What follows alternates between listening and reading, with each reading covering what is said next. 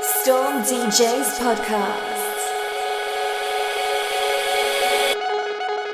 Welcome one and all to the latest Storm DJs interview podcasts, where we interview the best DJs and musicians to find out all about their lives, their loves, and their stories.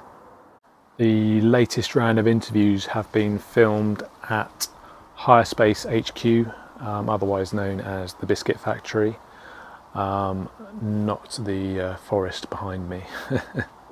So this time round, it's the turn of the resounding Reggie Styles. He's got quite a lot to say for himself, so sit back and take a listen. Yeah. Right, so I'm here with Reggie Styles. How you doing? Yeah, not too bad, thank you. I'm okay. A bit flustered. Running to get here. Oh my god, that's that's the way it goes. Out. Yeah, it's the sun's out now. Good At last, stuff. summer's on its way. Yeah. No storm, I'm afraid. sorry. So first off, we're going to start with your stage name, which is Reggie Styles. Yeah, Reggie Styles. To be honest, my first ever DJ name was called Brinks. And the reason why is because when I was at school, I always used to be the guy who had the money, because I used to go out and buy lots of expensive things. I was always the person that was eating in Pizza Hut whilst everybody was getting the chicken shop. So, I got a name called Brinks. It's named after the Brinks map.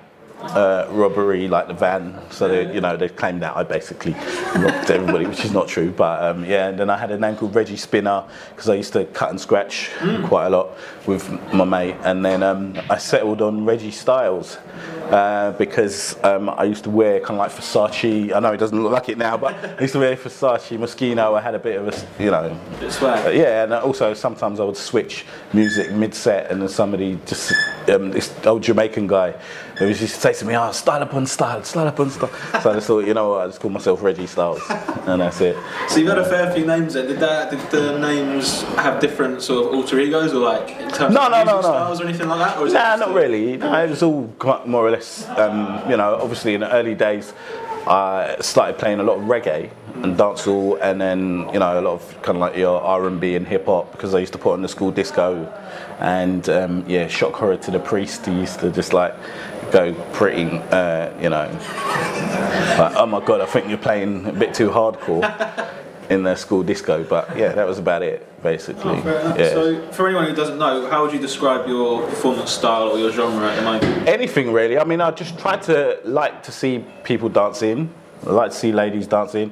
Sometimes I like to have a hedonistic dance floor where people can just feel free, do what they're doing, and enjoy themselves. Not even worry too much about who's wearing what, where people are, not who looks like whoever. I just want them to enjoy the music, and I really like it when people come up and kind of like go, oh my god, that's a good tune. Not because they're drunk, but because they understand that it's a good record. So, so that's my kind of like style. I mean, switch from different styles of music depending on where I'm playing, and how I feel, really, to be fair. There are moments where, obviously, if you're at a wedding or a party, you can't really go too hardcore and dig out some classic from 1968 that was on some rare album. I understand that concept, so, it's about people just enjoying themselves, really, and having a good time. You're open to accepting open format gigs and... To a certain degree, yeah. I mean, obviously open format's been around for quite a while, to be fair. I mean, it's more recently you've had the really, really good DJs who are able to switch genre every single record. But I've never really agreed with it. I mean, the other day I was out, funny enough, at a bar, and this guy went from a Brazilian record to a hip-hop record to a dancehall record, back to a hip-hop record, then played a Brazilian record. And it was clever in the way he mixed it, but for me, I thought it was a bit too far. Yeah, I mean, 3 or 4, one format, and then switch, maybe do that. But I'm not really.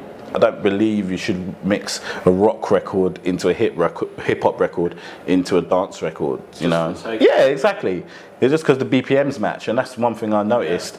Why the open format scene has become so popular, because people now have got the ability to do the sync. Not only that, they can calculate the BPM straight away. I remember when we used to calculate BPMs using China graph pencil, between 2 points, and then he had that little formula where you would divide, and then that's how we used to create the BPMs. So you just foot tap, and then you had a China craft pencil on your vinyl between 2 points, and that's how you calculate your BPM. That's how we used to do it back in there. And then they brought in this, I can't even remember, there was this kind of like squeezy thing which did the formula for you, and you just BPM, you just every time you tap on the beat, and it would basically use that particular formula to calculate the BPM of the record. That's great. And that's it. Yeah. That sounds pretty old school. So, coming forward, what kind of equipment do you use nowadays? Are you a controller guy? Or funny enough, you should say that. I mean, I'm not an ancient, even though what I just said. I actually started DJing off a laptop in 1998. Okay. And I started with a program called PC DJ.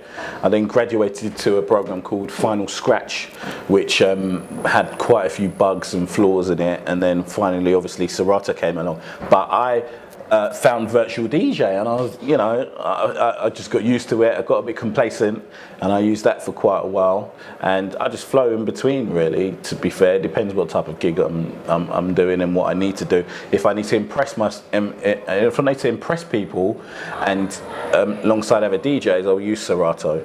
But if it's just a normal house party, or it's a normal gig where I don't really need to do the cutting and scratching, just use Virtual, because sometimes people don't really care, do they? It's just a matter of what you play, isn't it? So when you were saying you sort of used to do stuff at the church back in the years and stuff, what were you using back then? I started school disco. I lugged my scoop bin, my mid-range, and my tweeter box, which I built from scratch, and also I used the old Garrard turntable set.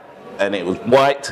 It had the 2 old school turntables, and they used to rock like a boat. Basically, when you'd put the vinyl on, and it had a normal crossfader. It was like an all-in-one unit, which I used to lug also to the church disco and use that. And then, actually, previously before that, I had a kind of like old Grundig turntable as well, because I thought, I'm going to try and play as much as possible, and also I had a Technics tape deck, because some of the music that I wanted to play were actually on tape as well. So I learned how to mix from tape to turntable vinyl with records, using that whole BPM concept of calculating how the BPMs were, and we used to have fun, just enjoy. But it was a church disco, so. Did you pick up any sort of gospel stuff to play in Not there? really, and that's the most ironic thing. I hardly played any gospel. I used to play things like Madonna, Duda Bartman. Seriously, Duda Bartman to some old classic soul, Motown. It all depended really on how I felt, but it was more of a small community. It wasn't, some huge gig, which it was just like a learning curve for me, because I just love music. So it wasn't necessarily about what songs you played, it was more about everyone there together. Yeah, it was more communal thing. It was I think the aim of it was really, when I started it, was to get the kids off the street, because I didn't grow up in an affluent area. The area I grew up in now, the houses are worth £2 million, but back in the day it was kind of like an estate. Funny enough, in our estate was Adamski, Winston Seal. He used to come down and we used to do an open air thing, and that was what inspired me to start the church disco, because I saw that they used to have these open parties on it. Always never ever got on the decks, because they didn't really think I was that good, basically. Because there was this kid, and they used to have like Rat Pack and a few other people who used to party in this estate, and it was just excellent, wicked. In the summer we used to have like a massive rave, 1,000 people in the estate. The police never used to do anything about it. Sounds sort of carnival vibes. Oh no, it was really good, really good. So those are harking back to the old days. Can you remember back in those days what your first musical purchase was and what format? It was Marvin Gaye's "Let's Get It On." Classic. Funny enough, Let's Get It On, and that was. I remember the reason why I bought it was because it had my date of birth on there, and it was the year of my birth. So if you do know your music, then you will know what year. You see, you're not getting me there, but that's the reason why I bought it initially in the first place. That was my first music purchase. I was given music by my uncle, but in regards to purchasing, that was the first 7-inch vinyl I purchased.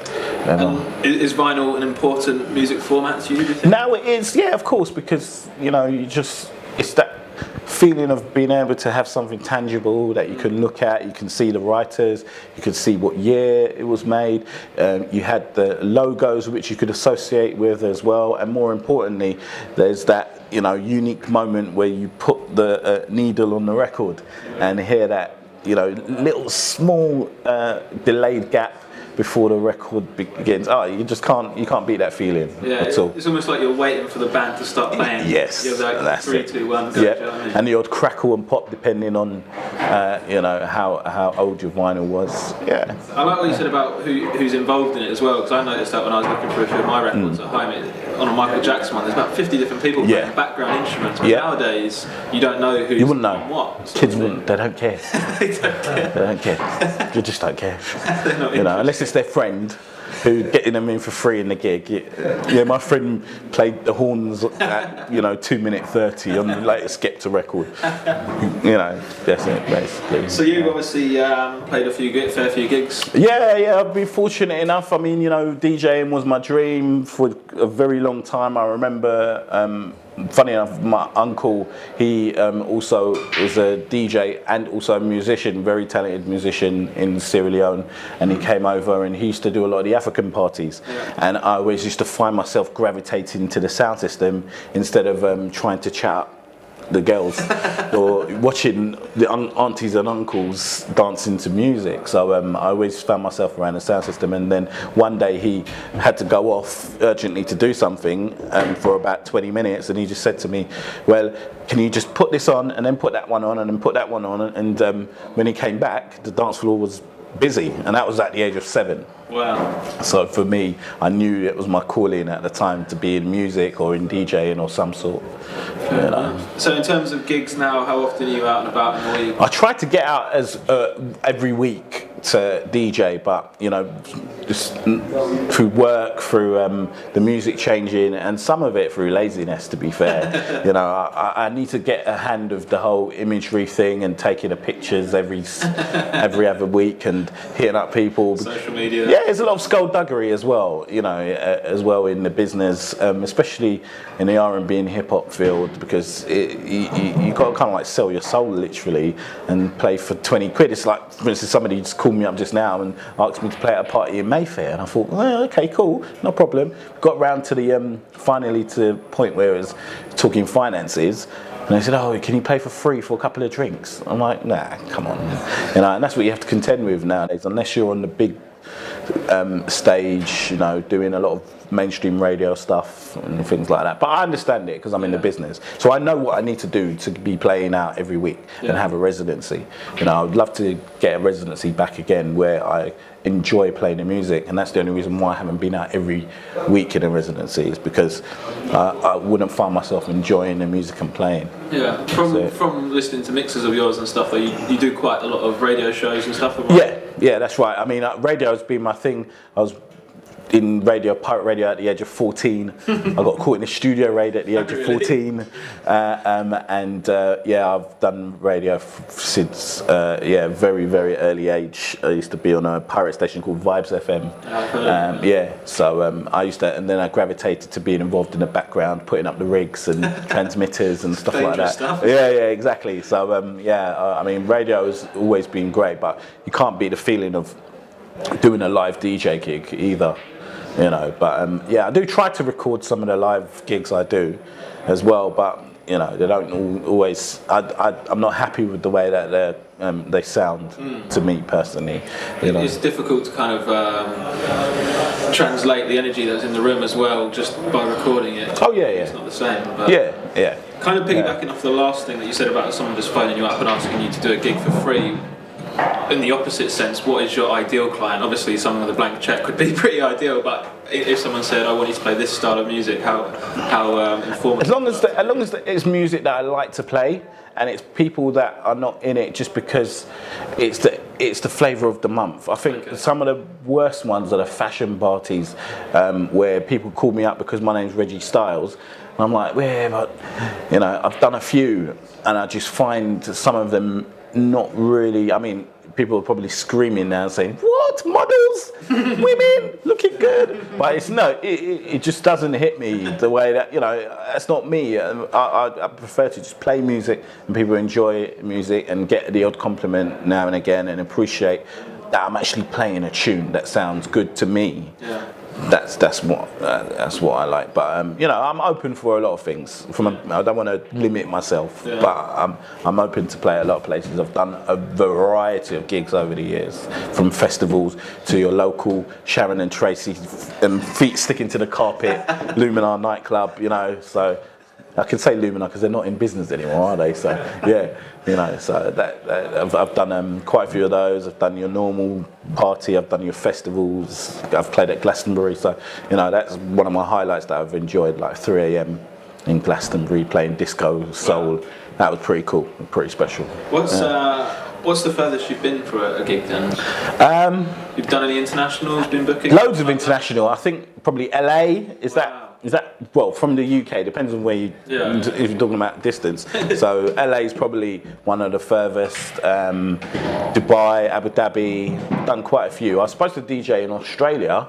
I did do like a warm-up thing for Dizzy Rascal at some gig in Australia, but I wouldn't really consider that as a gig because I wasn't on the bill to do it. Yeah. It was a last-minute thing where I was stepping in, but if you classify it in that way. I think a lot of people normally would put that on their CV. Because my name wasn't on the flyer. I wouldn't consider it as a gig, that's why. So you seem to get around a bit. Try. What do you do other than music? And I know you've had a few TV appearances and things like that. What else do you do to top up your bank account and keep you busy? Well, I do marketing, music marketing. I've been in music business for over 15 years. I started off by launching a street team. It's like an ambient distribution team, and we also plugged music to a lot of the pirate radio stations and the clubs. I did that for Def Jam Records. I set it up, the UK street team, and then after that I got poached to work for Sony Music. Wow. And I headed up their ambient team with another guy called Reds, and I just do music industry stuff. Now I'm just doing radio plug-in, so I get music played on your commercial radio stations, from Capital Extra to One Extra to your local community radio station. So that's what I do now. So it's all music focused? Everything's music, I'm afraid, yeah. It's all music. That's all right. The calling is still there. I almost gave it up. Really? I was going to diversify and just go into, because ironically I actually did work experience as a stockbroker. Oh wow. When I was younger, and I wish I'd stayed in that now. I could have built my own studio and everything. I would have been responsible for the crash and been laughing. But I still would have been happy. Big house in the country. But I loved. It's so funny because when I used to go to school, I was like, the juxtaposition between, I used to hang out with all the cool affluent kids. At the same time, I used to hang out with all the more kind of like street focused kids who came from the council estates because of the music. And I always used to turn up and do the DJing and stuff like that. And then affluent kids, I was the only person that used to walk in school with the Financial Times. Really? At the age of 15. I used to turn up, I kid you not, I used to turn up to school reading the Financial Times, which was just crazy. Do you know what was going on, or was it just a look? No, I understood it. No. Yeah. Don't worry, I know about indices and deviants and all. Yeah. I'm quite aware of all things financial. I would go back into it, but unfortunately, I think now they're only taking people from Harvard and various Oxbridge. Yeah. I couldn't handle that aptitude test now. No, couldn't do it at all. Right, we're moving on to the next section where we learn more about you as a person, the way you think, rather than just music stuff. So, on a scale of 1 to 10, how weird are you? I try to be funny. I say 5. 5. I'll go 50-50. Yeah, I'll go 50-50. I try to be funny. I try to I do crazy stuff. I think my friends think I'm mad, you know, and I will, embarrass my friends sometimes when we're in a club or a bar or in a situation. You know, just speak your mind sometimes. Yeah. Sometimes I'm really quiet and very shy. Yeah. But not weird, like, I'm just going to go jump out of a plane and do a skydive or anything like that. I would do it. Yeah.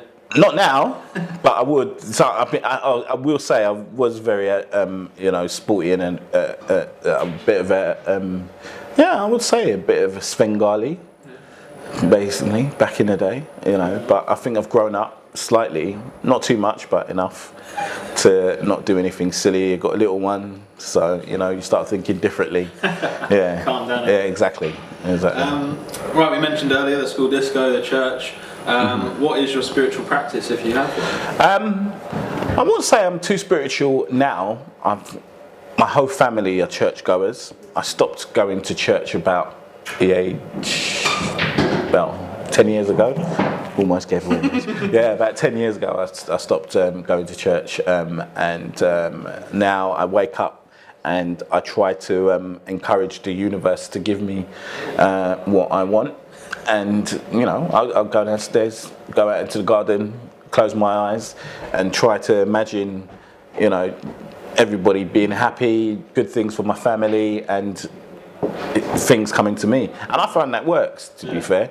That's more or less my spiritual guide at the moment. Good vibes. Yeah, I mean, I do know the Lord's Prayer and stuff like that. Obviously, if there's church situations, I do know a few hymns. Favourite hymn is Dear Lord, Father of Mankind. I watch Songs of Praise still. Oh, right. So now and again. Yeah. But I'm not really what you'd call a happy clappy type person. No, it's still probably on the a most Sunday. genuine answer we've had of all people we've done this, honestly. Yeah, I mean that's basically it. That's as far as my spirituality goes. I'm not going to sit down and go, oh yeah, God gave me everything. That type of. I don't do that. That's not me. You know. That's fair. That's it. Yeah. Then this is kind of the complete opposite end of that. What would you do in the event of a zombie apocalypse? How would you survive that? Ah, my gosh. Make some fufu and dry up crunch is my favourite dish. And just hope for the best, really. Well, offer the zombies. Maybe it will make them choke up a bit, and I'll be the only one surviving. But hey, listen, a very difficult question. But just try to survive, really. Yeah. I believe. Yeah, just try to survive. What is something that you're not very good at? I think I'm good at everything. No, I'm only kidding. I can't even think right now, but most things I'm okay with. Sports-wise, I give my hand at everything. Yeah. People will say I'm rubbish at DJing and golf. I'm playing golf. Yeah, no, that's it. Yeah, golf. You like to give new things a try. Give it a go. Oh yeah, of course. Always open. Always open. When I'm on holiday, I'm always at the front of the queue when it comes to jumping onto a new ride or something like that. I'm willing to be the test dummy. Funny enough, I'm supposed to be doing a Himalayas walk next year with my cousin in aid of the Royal Marsden. So, you know, I signed myself up for that. God knows why, but I did it. Yeah, exactly. Well, it sounds like you're a bit of a chef as well, cooking up some meals. What is your ideal sandwich? My ideal sandwich? Yeah. Very boring, plain BLT. Bacon, lettuce and tomato. Loved it, always eating that. Next to that, probably a close shave, cream cheese, chives and smoked salmon. That would probably be my second choice. White or brown bread? Or brown bread. Bagel? Oh, definitely brown bread, 100%, yeah. And then now we're here to close, which is what I think is the toughest question each time. What song do you use to close out the end of the world party? Oh my gosh, that is hard. I only get one. Yeah. Last track. All right. The world's about it's to old 70s rare groove record. Yeah. And it's by a group called Woods Empire. A Universal Love by Woods Empire. Right, It's a really cool record. Lyrics.